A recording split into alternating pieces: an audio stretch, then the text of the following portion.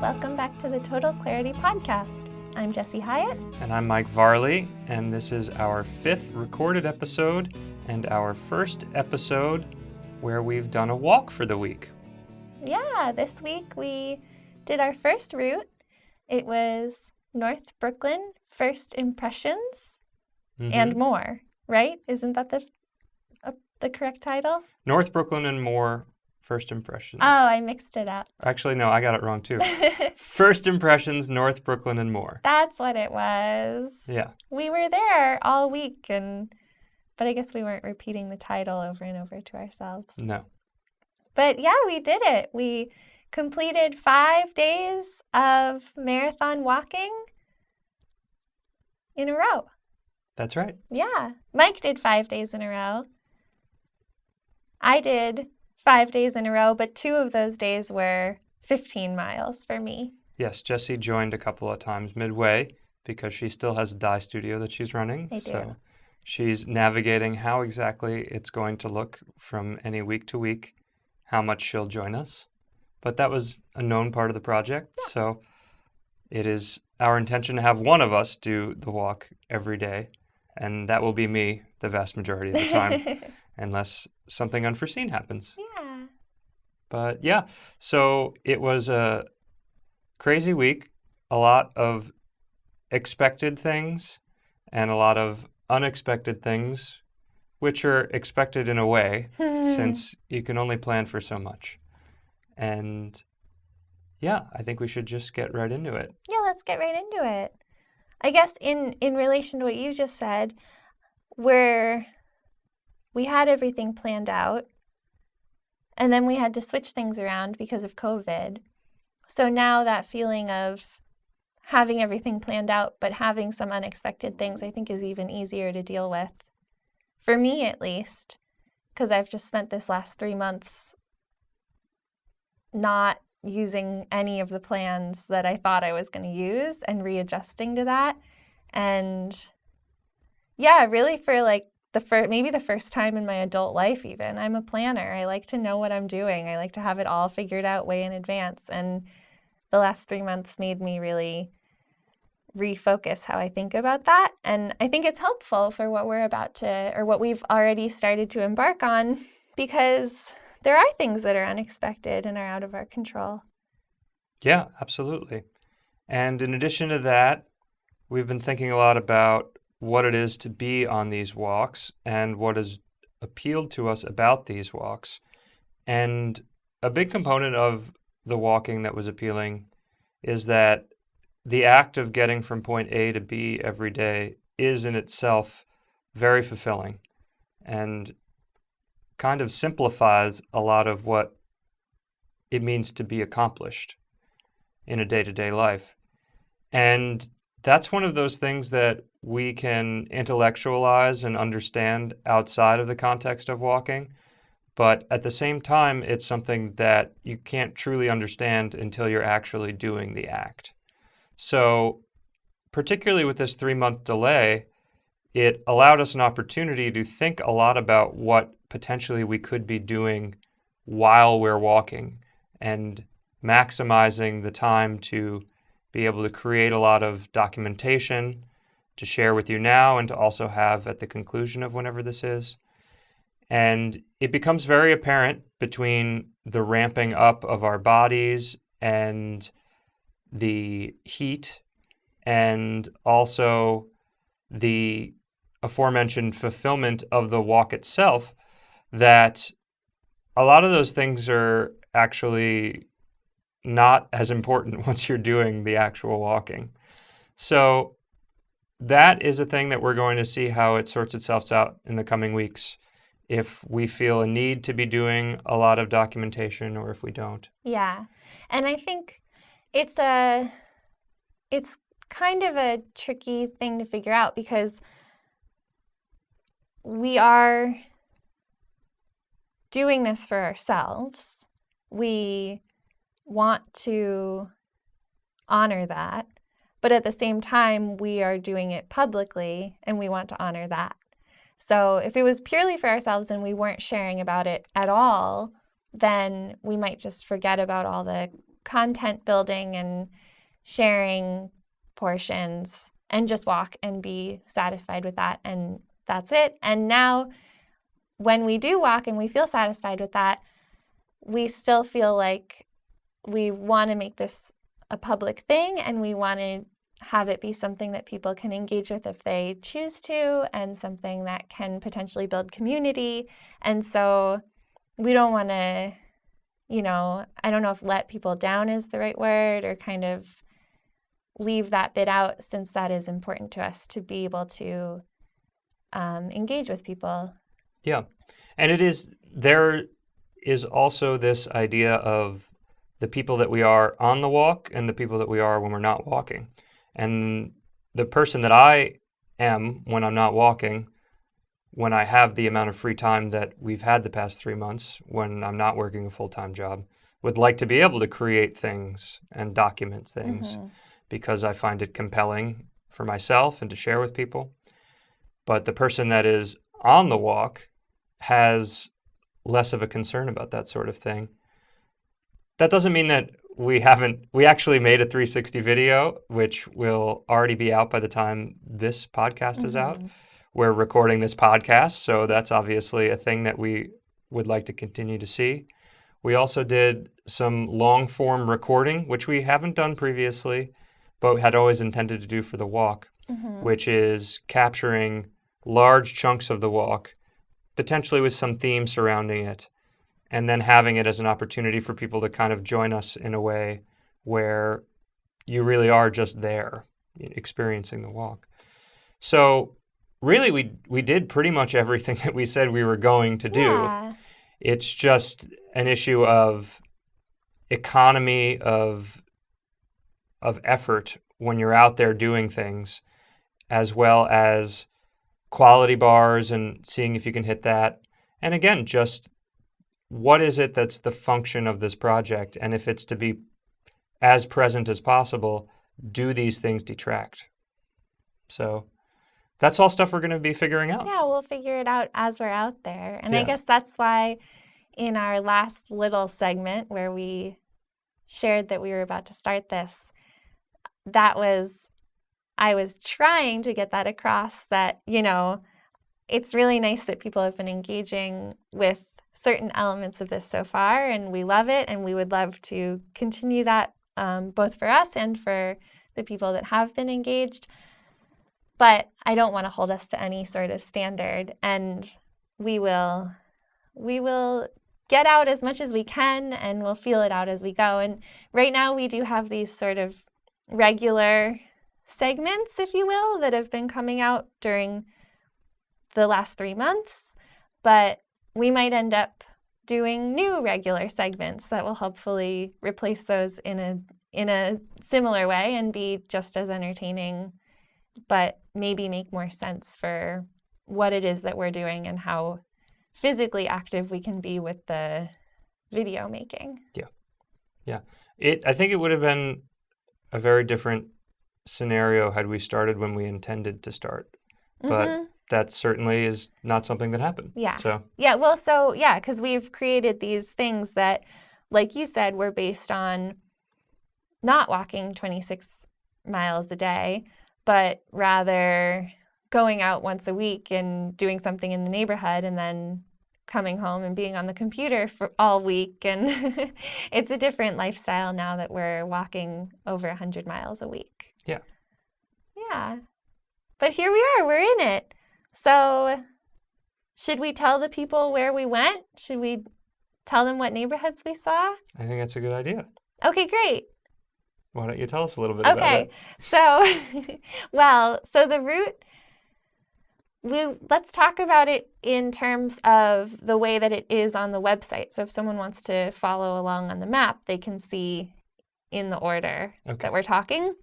We did go backwards a couple days, but we can just stick to talking about it in the direction it was. It's also not entirely clear on the map which is forwards and which is backwards because it's a loop. Oh, that's a good point. Yeah. Well, so the way that was forwards in our mind was that we left our house.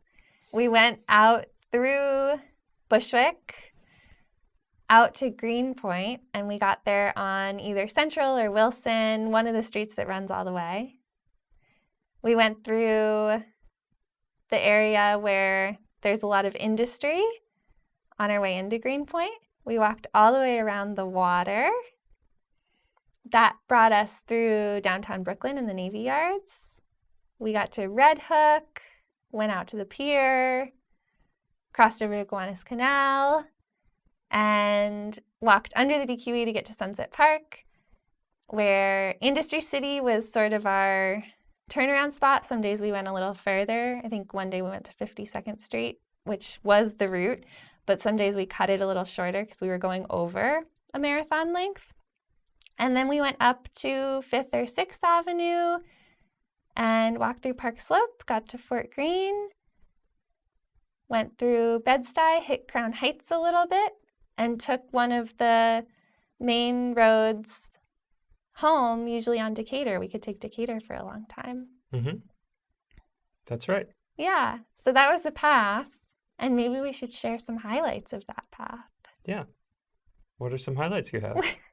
Well, one thing that we saw on the first day that I thought was really cool, and then we kept checking in on it on the other days, was down in the Columbia Street waterfront area where there were these tree carvings on the sidewalk. So we were down there the first day kind of early in the morning, maybe it was 10 a.m. or something, do you think? And we saw these etchings, I guess you could call them, on the sidewalk. And it was, you could see there was a tree, like a street tree, and the shadow of the tree had been etched into the sidewalk. But they were from the winter, and I think the first one we saw was from 2009 around 3:30 p.m. So we got excited that one day on the backwards route we would be able to see what it looked like maybe around that same time. And we did actually end up back there around 3:30, but I didn't, maybe you thought of this ahead of time. I didn't even consider it. It's summer and the tree's in full bloom and has leaves. So the shadow looked nothing like what the etching was. It was in the same direction, but it's like a huge shadow with just little light droplets through it, as opposed to the sticks, you know, the empty tree in that it would be in the winter. Do you remember who the artist was that made those? I'm going to look it up now while we're talking. But yes, there were a number of trees on the street, including one that had a memoriam. The tree had been cut down. I don't know if it was during the course of the project or not. It would appear to be during the course of the project. However, the etchings looked like it was all done in one session. But perhaps it was not. And I don't think, I guess it couldn't be unless they deliberately took down the tree 3 months later. It had to have been done at a separate time. So this one particular tree was missing. It was an etching in the ground, and it said in memoriam from 3/11/2011 to 6/11/2011, I believe were the dates. And you looked, and there was a tree pit with a stump where the tree had been previously. All the other ones that we'd seen, the tree still existed. Yeah. So that was interesting. So the tree in memoriam was from 3/21/2011 to 6/21/2011. So a slight correction there. And as far as the artist, I have a lot of pictures from the week, so it's giving me a bit of a hard time.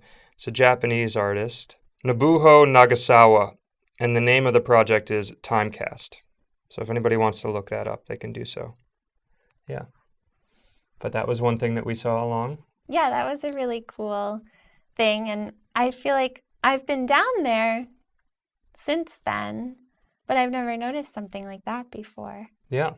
So those sorts of little things that even in all these neighborhoods that we know really well, there were these new things that we had never noticed before.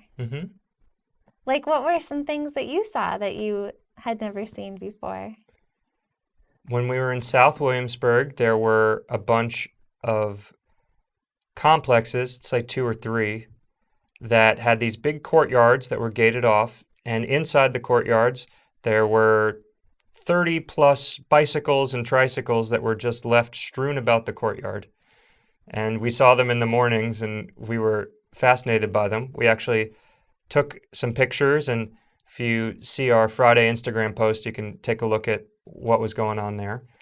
And as best we could discern, particularly from passing them in the afternoon and seeing the courtyard active, it's a majority, if not exclusively, Hasidic apartment complex, and it affords the space for there to only be one or two adults watching all of the kids as they get the chance to play in an unstructured way. And we both thought that was pretty cool, that it was just this community that was self-contained within this one courtyard that was able to, feel like they could have their kids roam around without there being any concern for their safety. Mm-hmm. Yeah, I thought it was nice to see. At first, when we walked by and all the bicycles were all over the place, my first thought was like, oh my gosh, what a mess. There's no order here. But then, yeah, when we walked by and they were actually active, it felt more like, oh, this is like the living room for the kid. When you go to someone's house and they have young kids and the toys that might be all over the place, like the kids they get distracted and they don't put things away exactly how they need to be. And it's kind of nice that there's some outdoor space at that apartment complex where the kids can kind of do their thing and do their kid thing and leave their bike wherever. And it's like, it seems, this is all supposition, but it seems like no one really minds, because it seems like there's some kind of order to that. It looks like chaos to me, but it seems like there must be some kind of order and patience with it. And it's just the way it is. Let the kids be free. Mm-hmm. Yeah. And what else was interesting? We went to under all three of the bridges, the Manhattan, the Brooklyn, and the Williamsburg, not in that order. And we found a little secret passage under the Manhattan Tunnel that neither of us knew about. Yeah, that was really cool. Or Manhattan Bridge, not tunnel. That it was a situation where if you went too far on one street, rather than having to go back a block and a half to get under the bridge, there was this passageway that was shoulder width wide that you could go into in order to get across. And it was fun. Yeah, it was fun. It felt like, I don't know, it either felt like we were getting away with something or it felt like we were going into Narnia, something like that. Mm-hmm. Yeah. We also passed by McGolrick Park when we were in Greenpoint, and one of the days that we were there were some kids that were up on one of the statues that we covered in our 360 video back in May, and that was funny. I wondered if it had anything to do with the fact that statues are coming down right now, that people are less inclined to interfere with people's interactions with statues. Oh, maybe. That's interesting thought. But yeah, they seemed young, the kids. Yeah, they were somewhere between, they were like 12, I think. Okay. Somewhere between 10 and 12. And they were talking about Pokemon or something, just something just silly and just hanging out like they own the place. Yeah. And nobody was saying anything. And yeah, it was a very strange scene. I've certainly not seen anything like that there. No, and you wouldn't expect it. Also, the playground was open. Yeah. So. Yeah. Something that I expect we'll see more of in the future, but was surprising to see for the first time, was seeing the same people in different points of the city on the same day. Mm-hmm. So one of the things we did, we visited Bush Terminal Park at the suggestion of our friend Layla, who works for the Parks Department, which is a converted sewage plant, basically waste facility. Yeah, it was like a sludge dump or something. Yeah. Right by the upper bay of New York in Sunset Park. And it has beautiful views of the city. It's a little hidden away, which is cool too. You wouldn't know it was there unless you were explicitly told, because you have to go through an area where there's offices or just kind of an industrial avenue. Yeah. And so we took a 360 video there. That's up for people to check out. And while we were there, there was a disabled person being pushed around by, I don't know if it was his aide or his relative or something, but they were going out. It was the middle of the afternoon just to enjoy the space and kind of get out. And we just took minor note of it, nothing of consequence. But then 4 to 6 hours later, when we're in South Williamsburg, we saw the same person being pushed by a different person. Yeah. And just, again, looks like they were going out to get some air or something. But it was in a completely different part of the neighborhood, part of Brooklyn. Yeah. The first time we were down in Sunset Park, the second time it was over near Williamsburg. So it's a really pretty significant distance. It did look like when we were leaving the Bush Terminal area, I noticed in the parking lot, it did look like there was a van, like I don't know if it was like a social service kind of type van, Yeah. a van that could hold wheelchairs, basically. So I assumed that it was maybe, the person was with his aide in the morning and then maybe with family member in the evening or something. But that was cool to see the same person all the way across town. And we wondered if he recognized us too, or if it was just one way. And then, wondering if there's other people that we just didn't notice that happened with. Yeah. Well, I know you mentioned that on separate days, you saw the same man on a scooter. Yeah, that's true. Yeah, one of the days when I had to go to work in the morning and I biked over to meet you, I was right behind this guy on a scooter, and he had a fireman's pin on his bag, but he was going kind of slow. So it was like these two things. I was just behind him for a while, waiting to pass. And I'm noticing like, oh, he's a fireman. I wonder if he's going to work, or, having these thoughts. And then I think it was the next day we were walking, and it was in the same area where I had passed him on my bike. He was in the scooter, but we were walking this time, but he was on his scooter in the bike lane. I saw the pin again, and same guy. Yeah. Yeah, that was fun. Yeah. And we also encountered not the same person, but the same sets of people several times. Do you remember the name offhand? State of Mind, I think. State of Mind, yes. And they were a group. They had a pretty good sales tactic. The idea was they had these bags that were not like Tiffany-esque bags, that kind of structured, what is it? It's not plastic. What is it? No, it's like a coated paper or something, maybe like a waxed paper even. Yeah. Like tall, a nice gray. They looked like gift bags or something. Like something you could get if you go to a fancy event. And so the strategy was they'd approach you and go, have you gotten your bag yet? And so the first time we encountered this type of person, we said no. And then he attempted to hand us the bag, which we declined for a couple of reasons. Primarily because we figure it's a pandemic right now, and if we don't want something, we don't want to touch it. I'm not going to touch someone's bag and then hand it back to them. But also because from being in New York City long enough, you don't generally take something that somebody's giving to you because it becomes a lot harder to give it back to them if they're trying to sell it to you. And in fact, that was the case. Yeah. They had these products that sounded really great, all made in the city. And it was like a beanie and some soap, I think. Yeah, something like that. And some other self-care product. And I don't remember. Yeah.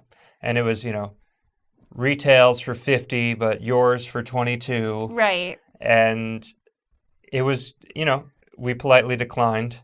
In addition to that, we weren't going to carry this bag for 20 plus miles, while we're walking. So the first time we encountered a salesperson for this, we had a little discussion about what we were doing. And in fact, he was the first person that we told, period, about what we were doing. He seemed a little confused. I think. Yeah, I think so. Well, I think he was like, his motive is to get out there and sell those bags. And Yeah. he's probably like, you guys don't want to buy the bag. I gotta go. Like, that's kind of what it seemed like. Yeah. But he was very nice, and Yeah, it's absolutely. not like we talked to him for that long. Yeah. And we didn't think much of it. And then the next day, in a different part of the city, somebody approached us with the same thing. That was a much shorter conversation because they said, "Did you get your bag yet?" And we said, "Oh, no, but we talked to somebody already, thank you." And then they laughed and moved on. And then a third time, it happened in a different part of the city. The first time it was around the Navy Yard area. The second time it was in the Fort Greene area. And the third time it was in the Brooklyn Bridge Park area. And each time it was the same, setup. Did you get your bag yet? Mm-hmm. No. And yeah, I mean, it's a great way to try and get people to engage in. Yeah, I guess so. Well, so this actually happened to me. The reason I wanted to talk to the first guy is because just a few days before we started walking, someone approached me when I was out on my own and said, "Did you get your bag yet?" And it was right down the street. I had just kind of been hovering on the edge of a protest. And then I was leaving to go to work, and I assumed it was part of the protest. I assumed it was waters and snacks or something like that, and I obviously wasn't going to take it because I wasn't at the protest anymore, and I was right near my studio, so I didn't need water or snacks or anything like that. But then when we saw the guy, there were no protests nearby. It was early in the morning. It was like, I was curious what it was, and I'm glad we figured it out. It was a funny place for him to be. He was obviously on the way from somewhere to somewhere, but it was kind of like an ant missing its colony. Yeah, I did feel like that. Yeah, I was over near the Navy Yards and just on one of those random streets that's all industry. Yeah. So that was an interesting thing we saw. We also stopped by Jesse's old restaurant. Yeah. Athena's in Park Slope. Athena's Mediterranean Cuisine on 6th Ave and 14th Street. Yep. Go there if you're nearby. They're open, outdoor dining. It's good food. I worked there from when I was 18 till I was about 22. So I worked there for like 6 years. And no, that's 5 years. 4 years. 3 years. 2 years. 1 year. She never worked there. My fast math is not working. I thought I worked there longer than 4 years. I don't know. I worked there from when I was 18 till I was in my early 20s at some point. And yeah, it was a great place to work. Spiro's the owner, and he is a really nice guy, and I'm happy to see that they're doing well, and it was nice to stop by and just get to say hi and see that things are opening back up for them. He was pretty excited, I think, to be back at work. Yeah, it seemed that way. And we also mentioned Industry City earlier. Industry City ended up being a pretty vital hub for us, which we think we'll be using many more times in the course of this walk, because that part of Brooklyn, which is 3rd Avenue in the mid-30s, is really, as far as how we planned out a lot of the walks, kind of the main way to get from South Brooklyn to North Brooklyn. And I don't think I'd had an opportunity to be there except for one other time when Jesse had an art show there with our guest next week, Tahir Karmali. You can get the plug in now. And so, yeah, I hadn't had a chance to experience it, and it was still, I think, pretty new then. Yeah. And it's a nice place, and it's also nice during a pandemic because there's hardly anybody there. Yeah, there's a lot of bathrooms and not many people inside, and there's a bunch of outdoor seating, sort of all spread out. There's like benches, there's chairs and tables, there's reclining wooden chairs, and yeah, lots of places, and it was a nice little spot to rest. Yeah. I think we rested there every day. Yeah. In some fashion or another, we stopped there for a little bit. Yeah. Just because it has access to the bathrooms and whatnot. Well, the one place that was really nice at Industry City too, they have the Zahatis out there. Mm-hmm. I've always really liked Zahatis because I lived in Gowanus for a while, and my roommate Layla introduced me to that place, and we used to go for bulk foods and all the nuts and cheeses and all the yummy stuff that they have there. So we got some grape leaves, and Mike got some orzo salad, and yeah, we were able to have a nice little lunch from Zahadi's a couple days. We didn't always eat there because, too much of a good thing is too much. Is that the phrase? Too much of a good thing is wonderful is actually the phrase. Oh, but that's a nice phrase. I know. I thought it was... Well, there's a couple of phrases. Okay. Yeah. What's the one that's like, don't spoil, like too much of a good thing is not wonderful? I mean, I don't know the exact phrase, but I understand what you're saying. Could be, there's such a thing as too much is a good thing. I don't know. This is interesting.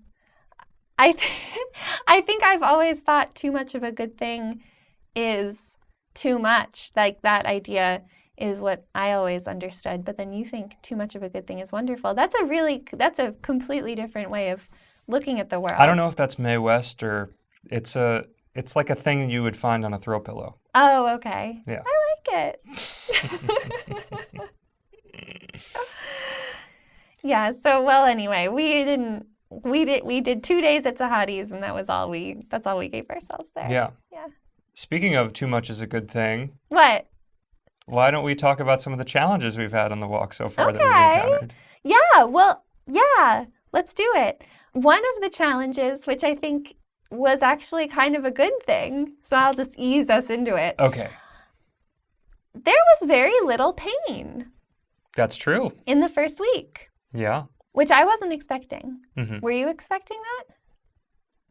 I don't know. I think the Washington trip went so well last time that it was not outside the realm of possibility. But yeah, I mean, it was... Yeah, go on. Talk about your pain. No, that's a good point. But I guess I just have the memories of the first trips that we've done where the first couple days, like I remember very distinctly asking you if my thighs were going to blow up or if that was a thing that could possibly happen. So there was nothing like that at all that I felt. I got 2 blisters, both on my big toes, which was annoying but fine. We have the blister pads that I could use to protect them for the other days. And my feet got tired and a little sore. And I think my calves got kind of tired and sore at the end of the days. But other than that, it was fine. It wasn't, because in the past, the tired and the sore that's just tired and sore, not the real kind of intense pain where you're maybe limping a little bit or you sit down and stand up and you're like hobbling around, which is what has happened in the past to my body. But for whatever reason, seemed pretty ready to go. Yeah. Yeah, and let's hear about your pains. Sure. Well, before we get to that, on the Washington trip, you did have some blister issues, so... Oh, I did. That You're would- right, yeah. That would be fresh in your mind. Yeah. For mine, I didn't have any blisters, which is great.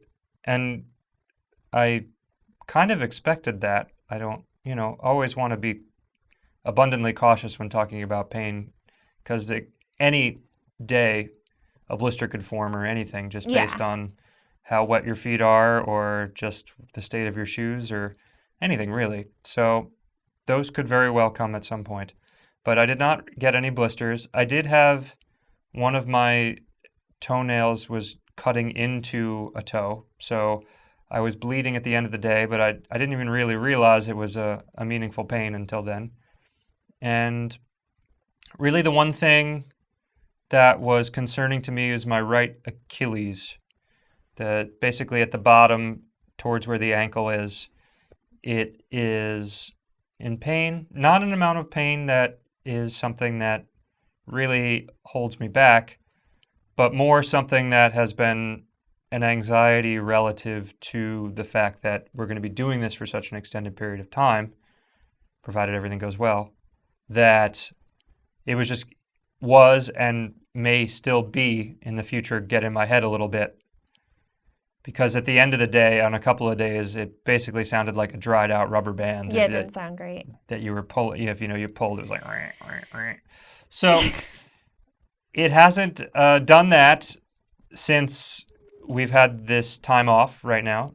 So I'm hopeful that that will be a thing that doesn't stick around. It also looks like maybe I bruised it, like the first or second day. Because really all it takes is one bad step on a curb or something and you twist your ankle a little bit. And so I think that's maybe what happened. So hopefully just several days of healing it and not doing anything will allow it to resolve itself. Yeah. But ICE Elevate. Yeah. There's an acronym that I tried to tell you about the other day that I still haven't looked up. I don't remember what it is. But yeah, there hasn't been anything like the pain that we've experienced on the previous walks. But there are definitely things that I would consider challenges as far as management of mental state. I have not had the same appetite, which is kind of familiar from the other walks, but something that, if we're going to be doing this for a long time, concerns me. There were a couple of times, like when we stopped at Industry City, I would get things that were a little more substantive than I really felt the need for, and then would just kind of force down as much as I could. So we're looking into solutions that are more just purely energy-based, like drinks that we can make in the morning and energy bars and things like that. On Thursday, I had very little to eat except for those types of things, and that was the day that I felt the best. So we'll see if we can transition to something that's closer to that. Yeah, it'll be easy to carry too, because this first week we were trying to make all the food our goal was to make enough food for 3 weeks of walking. Yeah. And we were able to make dinners for 3 weeks. And we have stuff for breakfast and lunch, but because we didn't really do a great job of getting it packaged and ready to go, we weren't really prepared with carrying all of our lunches. So we did just go and get lunch in Industry City each day, which was fine for the first week, but ultimately long term, that's not gonna work either for the budget or for efficiency of the walk or for, knowing where food is, or because I have celiac disease and Industry City is easy to get gluten-free food, but I don't know where we're gonna be every day moving forward. So lots of different reasons. I had a hard time eating the first 2 days, but then by the end, by Thursday, I ate all of my lunch and half of your lunch. I had no problem eating. So I'm not as concerned about it from that perspective, but more just I want to make sure I'm not hungry all day and make sure that I'm giving myself the calories that I need. My blood sugar tends to drop real quick. And when that happens, I just need something. So, yeah, having things that we can carry and easily eat, and also not have to stop just to eat, I think might be nice. Resting when we want to rest and then eating when we want to eat. So, yeah, if we're just stopping to eat a bar, then that can happen at any time when we're resting. That can even happen while we're walking. And then the rest can be more focused on stretching and things like that. Yeah. So that's an issue that we'll be watching. Also, it generally felt sick a couple of days, and I'm not sure if that's dehydration or sun fatigue or what have you. The first 3 days weather-wise were cloudless the entire time. And I also wore a hat, so those were definitely the sweatiest days. The fourth and fifth day, there were clouds more sporadically, and so that was useful. But I did get sunburn on the top of my head when I wasn't wearing a hat. So we're going to have to figure out how that works. I did get it. Does anyone know if there's any like scalp sunscreen that we can get? Yeah. I did get a haircut yesterday for the first time since the quarantine. So that hopefully could help as far as heat under the hat if I need to wear a hat. But we'll see how that works. And we're just going to try and drink more water. Next week's going to be a little different. We're going to go a little more far afield, covering some beach areas. Mm-hmm. And there's a big gauntlet towards the end where we're walking on a road that I think is going to be more like what we've done on our vacations, which is just car roads. So that's going to be, water management's going to be interesting there. Yeah, this week, the first day, I wore my Camelback backpack and I filled up the water in there, not quite to the top, but almost to the top, because I wasn't sure where there would be water refill stations, between just not knowing in general where it's going to be, but also with COVID, I'm not sure how many water fountains are on and how many are off.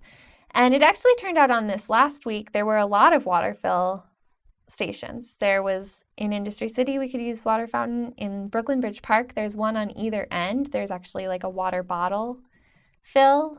I don't know that we had to use it anywhere else. Maybe in McGolrick, there might have been there were a couple of fountain parks that I used. Yeah. Some of them, they were off, though. So that's what I can think of. But yeah, we ended up, so the first day I did bring the Camelback, but then the other days we were able to get away with just the little, we have these platypuses that are like, are they 16 ounces? No, 32 ounces? They're a liter, yeah. Yeah.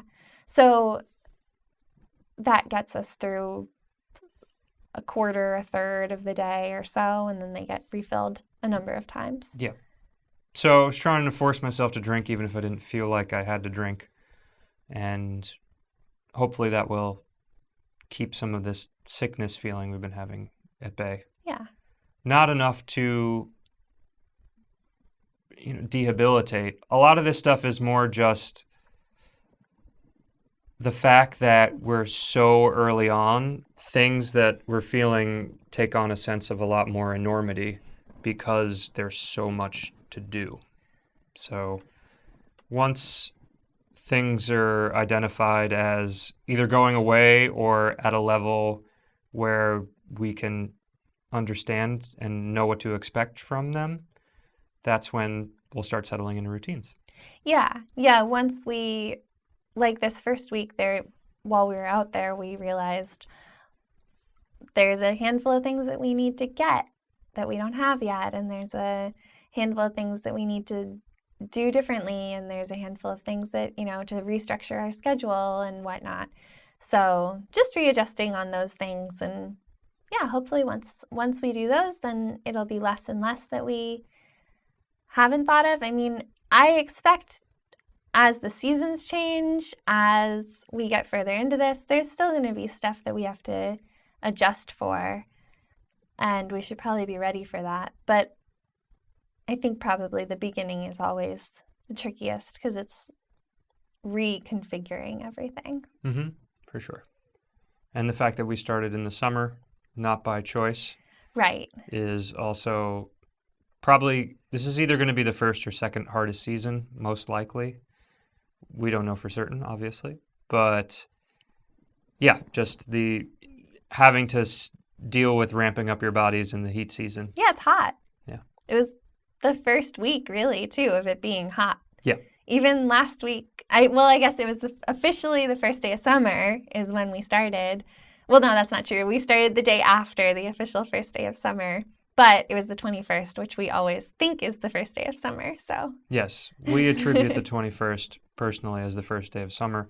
However, it fluctuates based on the calendar year. It could be anywhere from the 20th to the 22nd. So yeah. We chose to do the 21st because that felt good for us as a starting day. Yeah. Yeah, so we'll see. I think, we'll just adjust as the weather changes and see how it affects our bodies. Yeah. And then coming home is also a thing that we're going to have to get used to as far as what we have the ability to do. I think the fact that there is a clock that kind of starts as soon as we get in the door is something that gives me a little bit of anxiety and going to have to get used to, because really, I mean, we could go to bed at midnight and then wake up at 10 and start, but then that means that it just throws the rest of the week off. So Yeah. there really, once you get in, getting home at 7 versus getting home at 8:30 is a very different story. We're trying to get to bed at around 10 so that we can get 8 hours, somewhere between 7 and 8 hours of sleep before we do the next day. Mm-hmm. And there are all sorts of tasks that are associated with that, aside from just the basics of getting ready for the next day. But anything that comes in email-wise or just other things of life that you have to keep up with will be competing for our attention each of those days. And yeah, just getting into perspective, all of those things, and yeah, coming to terms with some things taking longer than others to get done. Yeah, we're just getting into a groove. It's not, the thing we're doing each day isn't the same as going to the office, where if tonight I accidentally didn't get to sleep till 1 or 2 in the morning and I have to be up at 8, no big deal. For what we're doing, if we don't get to bed until 1 or 2 in the morning, we're not going to have a good day the next day. Yeah. And because what we're doing is all physical and we want to make sure to keep ourselves healthy throughout this, especially in the beginning when we're just getting started, we don't want to be trying to walk 26 miles on 4 hours of sleep. That's not going to work. Yeah. But we'll figure out a routine. Yeah.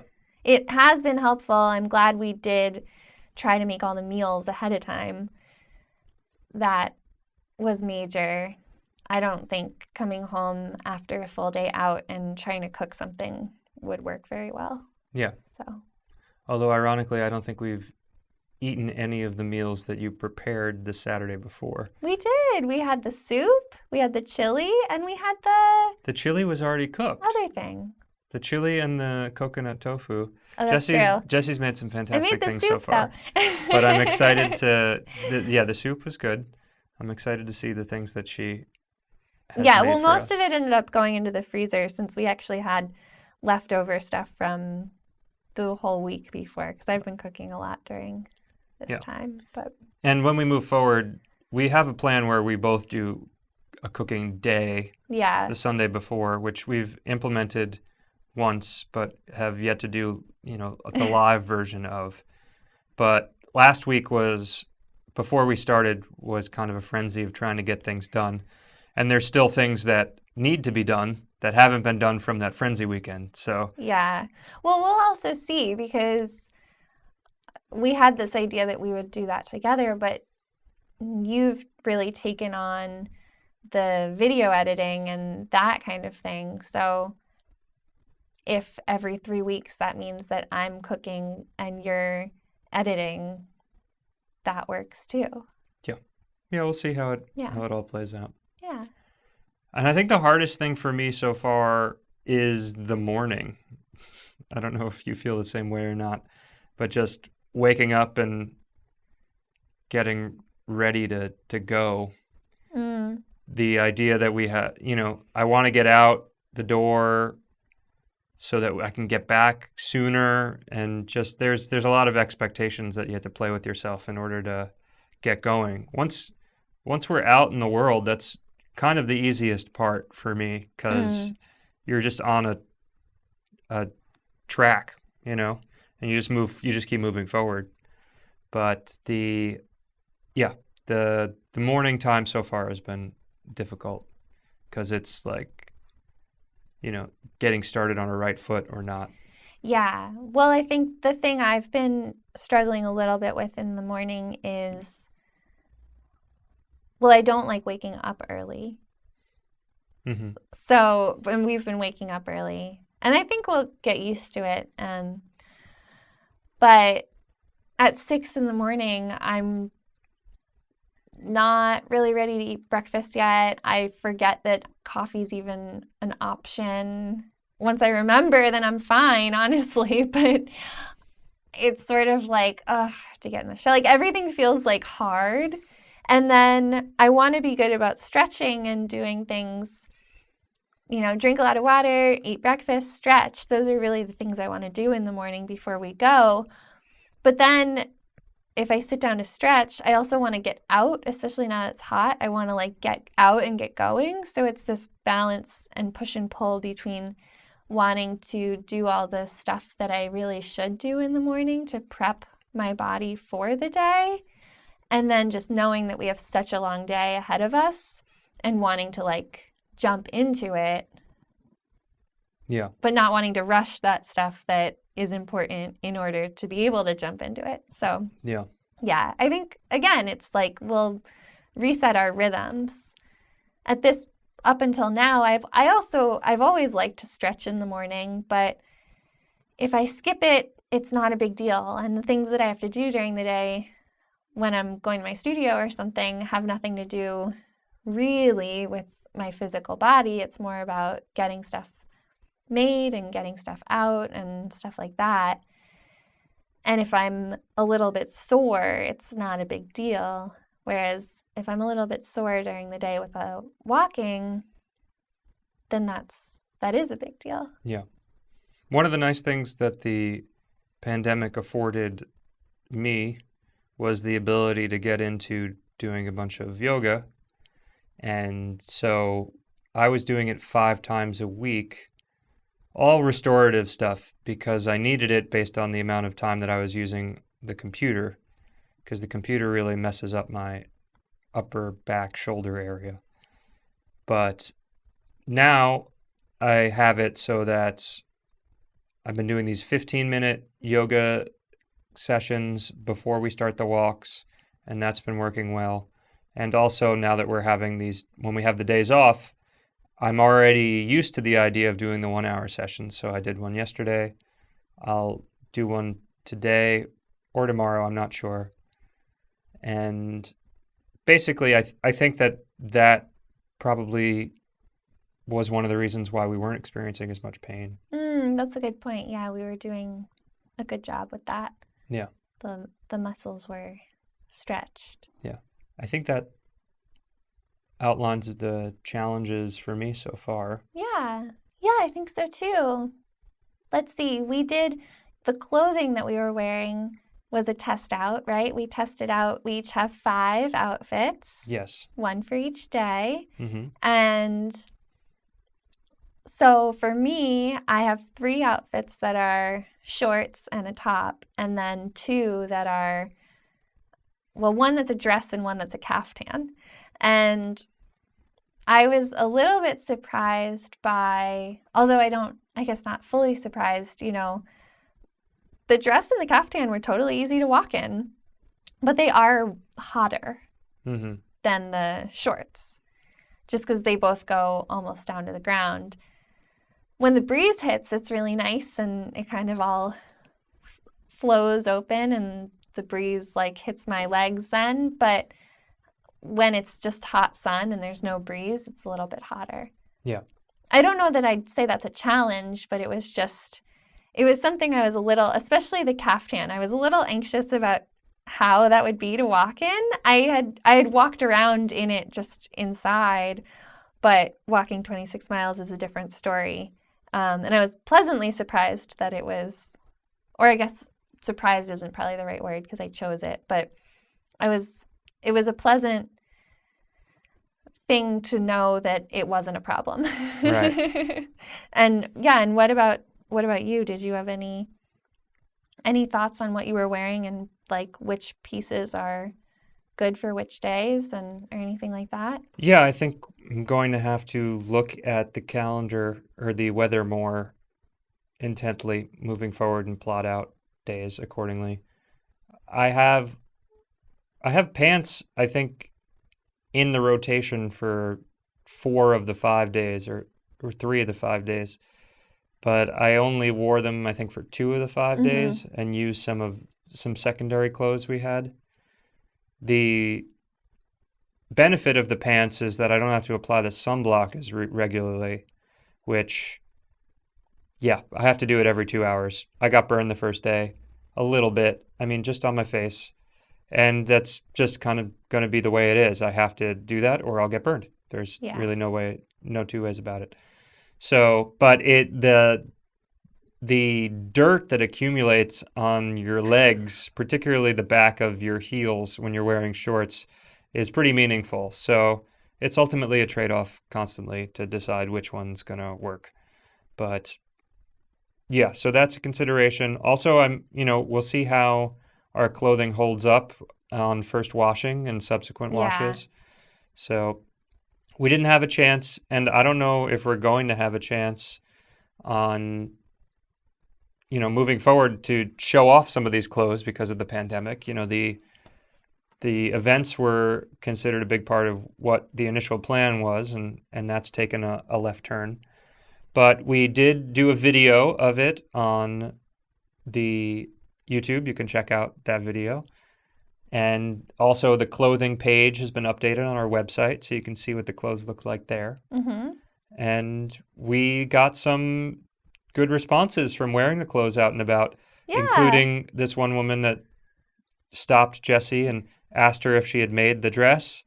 And Turned out I had. Yeah. Well, I hadn't made the dress. It was a vintage or secondhand dress itself, but it's cream colored, and then I had painted some wavy line sort of thing on it. Yeah. So she was interested and then walked away and then came back and asked for some sort of identification so she could check it out. So we gave her one of our stickers. So that was cool. Yeah, that was nice. Yeah. There were 2 things that we swapped out that I've already had conversation with someone about based on wearing it. And so should we explain what that is? Sure. So each season we had planned to make dichototies, which for anyone that doesn't quite know what that is yet, let's explain it. So Sure. the dichototies are a set of t-shirts. Mike would be wearing one, I would be wearing the other. They use similar words, but the words on one are different than the placement of the words on the other, so that they mean something completely different. So should we share what spring was? Sure. Because I think that's already out there. So spring is "You are not your thoughts" on one of them. And then the other one is "All we are is thought." So we had some dichototies planned for the summer, and we got the screens made. And let me back up a little bit. So the way that the dichototies would work, our idea for that is that each one of us picked the phrase that resonated the most with us. And then we would be wearing them once a week. But they were also meant to be something that we could sell and something that people could hopefully engage with. It's some part of the point of wearing a uniform, if you will, each day is that clothing is a way to communicate with people. And especially if there's words on clothing, then people can read that. And if they have something to say directly to us, they can say that. If it just makes them maybe think about this concept, that's great. And then, at events, we were hoping that we could have them for sale and people could sort of debate which phrase makes the most sense to them and which one is relevant to whatever is going on in the world. So anyway, we had a set of dichototies planned for summer and we got the screens made. But I think the day that we were meant to print them was one of the first days of all the protests, the Black Lives Matter protests that come from the killing of George Floyd and the killing of many other people and everyone being super tired of police violence and needing that to change now. So we felt like the dichotomy was something that we could swap out and make more relevant to what's going on in terms of current events related to the social justice movement that's happening right now. And in a way to communicate about that while we're walking, and also in a way to hold ourselves accountable to continue to communicate about that throughout the year, even if the protests die down or the news stops covering it, or it's not just in, right in front of us all the time. It'll still keep us in conversation with it. That's right. So basically the last 2 weeks before we started the walk, we took on a flurry of activity trying to figure out something that would be relevant for us to wear and also relevant for us to bring into this period of walking. So what we came up with for the summer was a series that will probably be just for this season, but I can't say definitively. Yeah, we'll It's see. called Unreported. And what Jesse and I did as part of our investigation into the NYPD budget, which you can see on our 4th episode of the podcast, I believe. I think so. You can check that out on YouTube and all the other ways. In addition to that, we started looking into police-related deaths in New York City for the past 10 years, from 2010 to 2019. And we were able to identify 103 deaths associated with the police during that time, doing as much research as we can. It's possible that there are others, but we tried our best. So we started with Wikipedia entries of all killings of the police in the country, and then narrowed down from there. And then after identifying all the New York killings there, we also went onto the NYPD's reporting of its own use of force reports. So firearms discharge reports and then use of force reports. And in between that, actually, just to clarify, we also found a number of other sources that had listed out different years of these are all the people that were killed in this year by police. And it didn't all quite link up. There were some names on one list, some different names on another list. So we just compiled everything that we could find. Yes. So all in all, we identified 103. That list we generated into a map, which you can see on our clothing page. And you can see the concentration of areas in the city where these deaths occurred. In addition, if you click on any one of them, you have a listing of the person's name, the date, their age of death, and as well as a description of what occurred. We tried to be neutral in reporting exactly what occurred. And you can search based on that person's name to find out more information. However, there are about 12 cases there that are listed in the use of force reports by the police, but are not covered in any fashion in the news that we could find. And in all of the reports from the use of force police, in all of the incident reports in that use of force report from the NYPD, none of them list the name.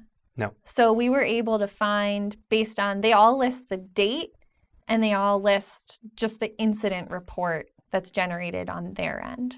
And I think they also all list the precinct number. Some of them go into actually saying what neighborhood or what street it was on, something like that. They don't all say that. But none of them say the name of the person that was killed. So all of these that we found that are unnamed were incidents that we found on that use of force report, but then, like you said, couldn't find any articles or anything on the internet about that with pretty significant time spent searching. Yeah. So, I mean, part of this would be if people are able to identify these people for us while we're doing the project. That would be very interesting. Yeah. I will say that there were actually, and this sounds unbelievable, but there are actually 2 cases where not even the precinct is identified in the description. So the police reports identify a case where somebody was killed during the course of enforcing law, and you have no idea where this happened. Somebody died, and Right. nobody picked up on it, and that's just that. Yeah. So for these shirts that we made, and I'm pulling it up now at the same time, so what we did was take 2 of those cases where there is no reporting going on whatsoever, and we made shirts that in some fashion or another memorialize and kind of put out into the world the fact that these things happened. And both for us to talk about it now and for us to talk about it when people inquire as to what exactly, is the story with the shirts. Mm-hmm. And so in addition to that, using all the killings that we found, not just the ones that are purely unidentified, we have paired a killing to a route so that we will pass nearby an area where something happened each week. And we don't know what form that will take in terms of documentation at this point, but we will be sharing in some capacity, either through the website, by sharing links and the story of what's going on, possibly some video, possibly communicating about it on the podcast. We're not really sure. Yeah. But as we said, we want to have this be in some fashion a part of what we're doing. Yeah. And both to share it so that other people can be thinking about this and know the stories of these people that were killed, humanize them a bit, because right now they're, especially the unnamed people, are just linked as killed criminals, basically, and that's no way to go out. So we want to give some humanization to those people and then also learn more about the movement of, abolishing the police or abolishing prisons or reframing the criminal justice system to make it actually a justice system instead of what it is right now. I would love to learn more about that, and obviously I'm not an expert in that by any means, so we'll be talking about these things from the limited information that we have now and knowledge that we have now, and hopefully that will only grow.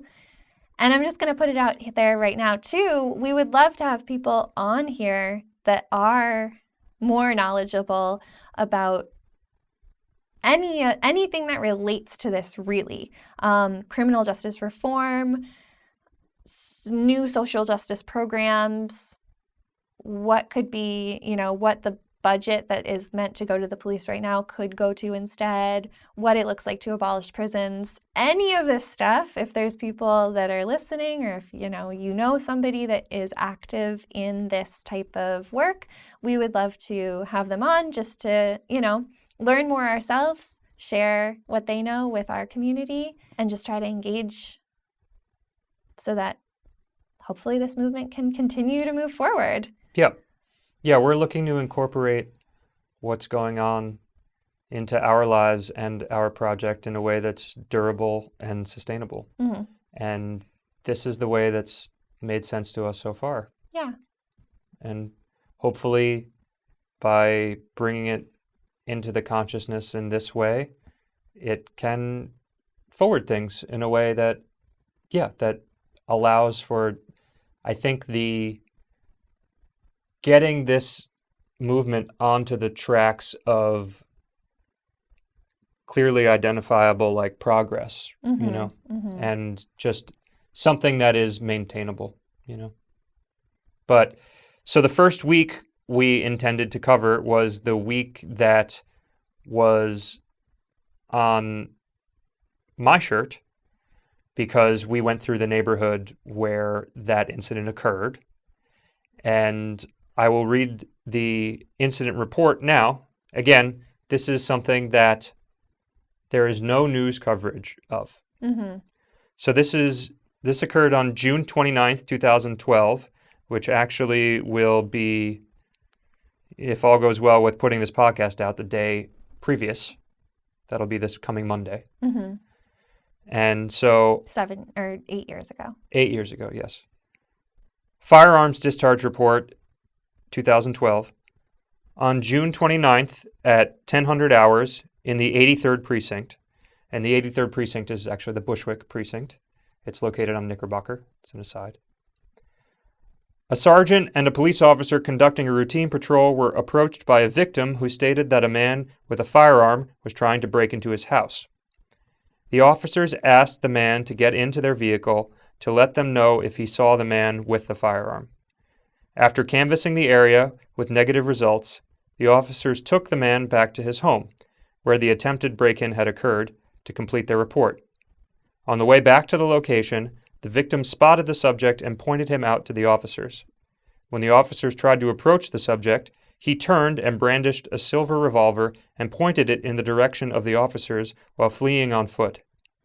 Hearing the officers' radio transmissions for help, 2 additional officers and a lieutenant responded to the area and began looking for the subject, who had carjacked a second victim. While approaching the vehicle, the lieutenant observed the subject again point the firearm at the officers and flee on foot. During the foot pursuit, an officer fired 1 round at the subject, striking him in the head and causing his demise.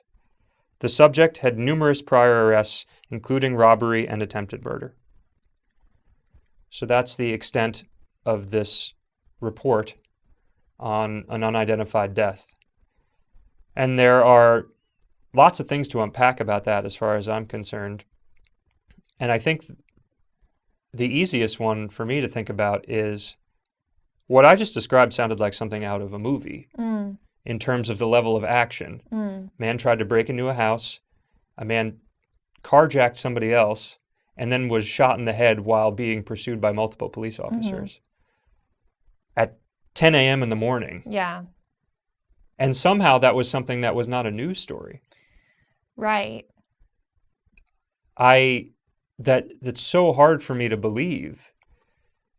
I understand I guess it's possible. You know, we went through the police blotters, which the New York Post keeps a police blotter on every day, and that was not identified at all as something that happened. But yeah, it's and we read through a number of stories that were similar that were covered on news, without any issue. So that makes me wonder exactly how something like that slipped by. Yeah. Yeah. I mean, it was 2012.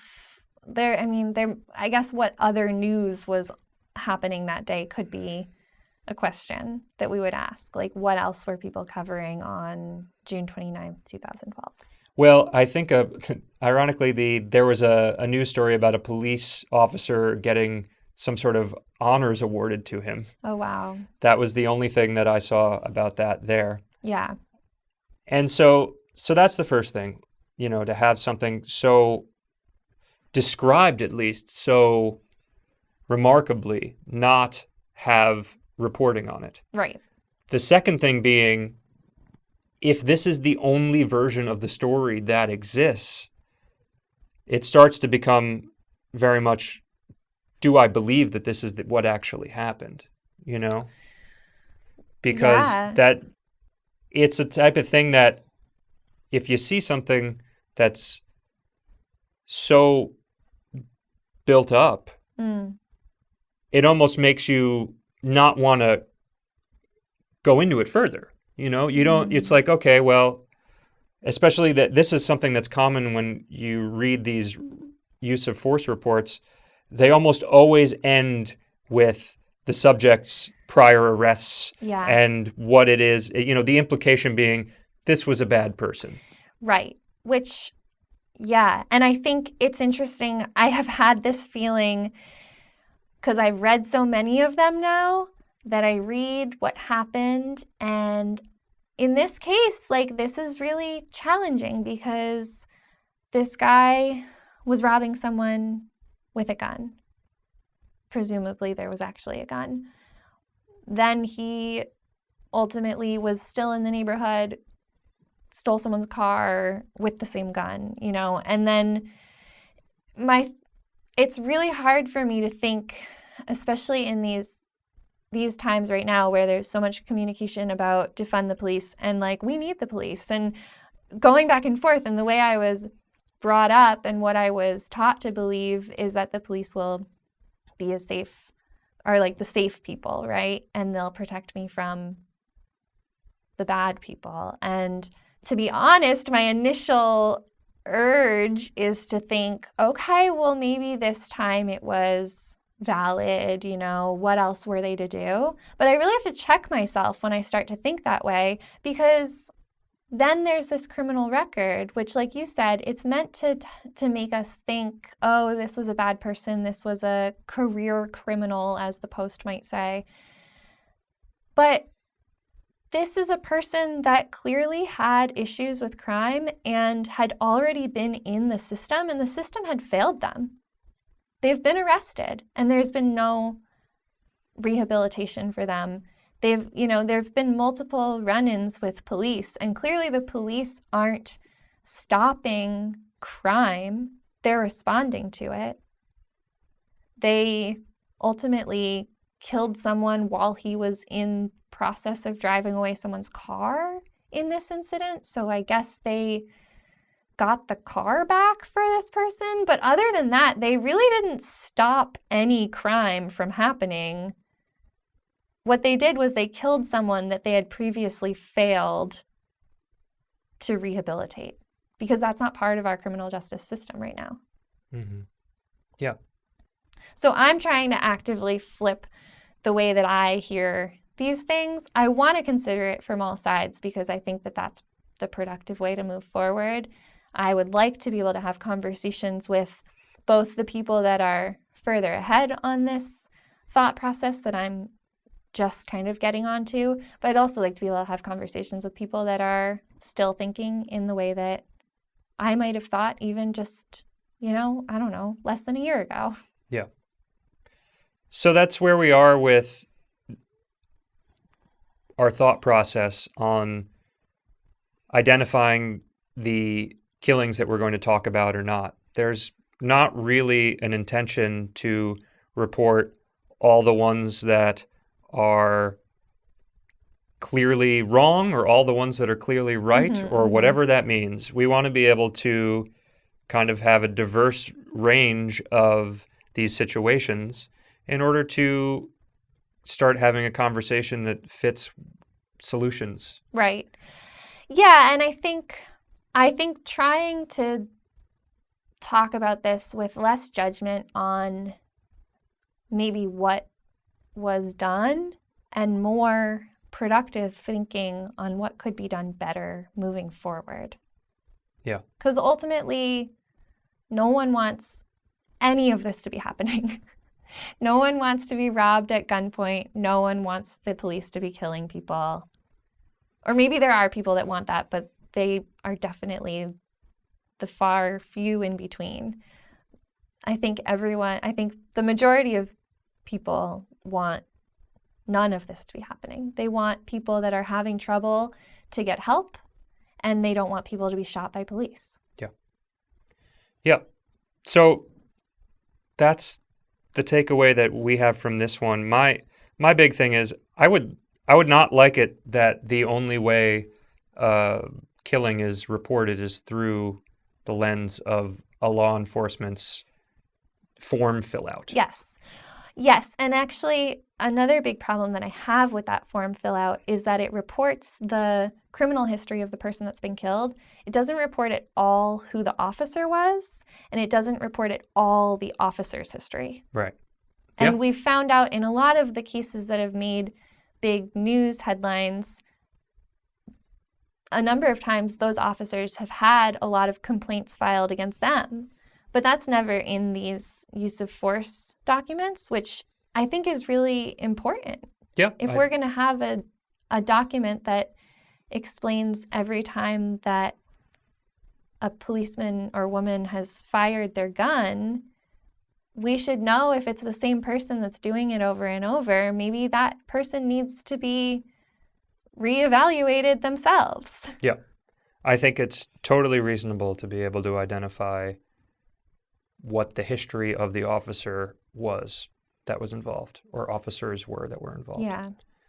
I think that's a really compelling point. Yeah. Right. Because at this point, it's just very one-sided. Yeah. We think, and it's because we've all, not all of us, but a lot of us, especially those of us that have grown up with whatever form of privilege has allowed us to think that the police are the safe people to trust. We think that we can trust them, and we think that whatever is coming from that side is accurate. And I think it's time for everybody to start, realizing that we need all the information. Yeah. And I would be interested to understand what the obligation the police has with respect to communicating to the press that things like this have happened, and what realistically that would do. Just kind of having a conversation about that they should recognize they have inherent biases. And it's not, I'm not even saying just the police have inherent biases, but anybody that's having to report a situation will have a perspective on it. And the public should have the right to have an external party investigate a death, Right. And, that some of the articles that we've read, unfortunately, the only article that you have is from a source like the Post, which uses language that is deliberately incendiary in order to paint criminals as, lifelong criminal thugs and just people that are hell-bent on contaminating society with their terribleness, Right. And at least there would be some version of that would be out in the world. We don't even have that version, Yeah. Yeah. And that, I understand why people read that version, because it plays into the idea of good and bad. It plays into, look at these terrible people. You can feel better about yourself. Maybe you did something terrible this morning, but then you find out that there's this lifelong career criminal and you're nowhere near that. So you can feel like you're on a higher stone than these other humans. But yeah, in reality, we're all humans and we all have the potential to do good or bad. Yeah. Mm-hmm. And, maybe this was dated wrong, which is not acceptable either, Right. To have a document that was somehow was 3/29 instead of 6/29. I looked on either end. We both looked on either end of the date to see if there was anything on, and there wasn't. But a story like this, a place like the New York Post would be salivating to report on because it's Right. so salacious. But it's not there, so this is all we have. Yeah. Yeah. And maybe we'll find, maybe there is another source that just doesn't show up in the SEO or whatever. Maybe there is a source that reports on this and we just don't know about it yet, but I hope that that's the case. I would like to learn more. Yeah. Yeah. So this is all we have for now. And then you can take a look at the shirt on our website. But the way that the one that I created was structured has the entirety of the borough of Brooklyn outlined, and then the date spray painted on in negative space with a rectangle, and then the date inside the rectangle, and then the precinct in which it occurred outlined within the borough and then striped to identify that this took place somewhere within this area. Because again, some of these police reports don't list the location, and this is one of those. It just has the precinct in general, which I would think is unacceptable as well. I don't know why that's information that can't be provided. Right. Yeah. Because that would allow people to research and find out what's going on Yeah. further. Get a little bit more information about it. Yeah. It assures that if the date is wrong, then the locations could potentially pop up in a search or something like True. that. Yeah. So that's that with respect to our shirts. We don't know what the fall is going to look like with respect to the shirts, but this is what we're doing now. Yeah, we'll see. I mean, a big part of what this project looked like from the beginning of when we started planning it was that we want to engage with everything that's important that's going on in the world. So we're going to be out walking every day. We want to be able to take things in, process them, talk about them, share that, take more in, process it, share it, whether it's about the same thing on a regular basis or whether we get more, new information. So far, 2020 has been a real wild ride. So who knows what the fall is going to look like? I don't even want to make a guess right now. But whatever seems to make the most sense and makes it seem like we're not only getting a physical exercise, but also intellectual, emotional, and justice-oriented exercise. Seems like what I'm looking for right now, and maybe what, seems like a good thing that I can share with the world. Yeah. So I think that might do it for this episode, unless there's anything else you want to talk about. I think it's a good place to start. Yeah. Yeah, and I thank anyone that has listened to the whole thing or listened to any of the segments. If you want to be notified that we're going to be putting stuff out and you haven't already, there's a little notification bell you can press, and there's other videos and things to listen to and watch on our YouTube page, so check it out and get in touch with us if there's anything that you want to share, or you can put it in the comments, or you can reach out to us directly if you have thoughts on things we brought up in the podcast today or other things you've seen or heard. We'd love to hear your thoughts and your perspective. Yeah. And I think next week we're going to try and talk a little bit about the entirety of the project. If you've been watching from the first episode, you may recall that we deferred on that until the project actually began in earnest. So there may be some of you, in all likelihood all of you really, that don't have the full scope of what it is that we're intending to do with this project. So we'd like an opportunity to talk about that, and hopefully we'll get a chance to do that next week, in addition to talking about how our week 2 walk went. So yeah, all right. Well, thanks for watching. Yeah. Thanks so much for joining us. And until next time, take care.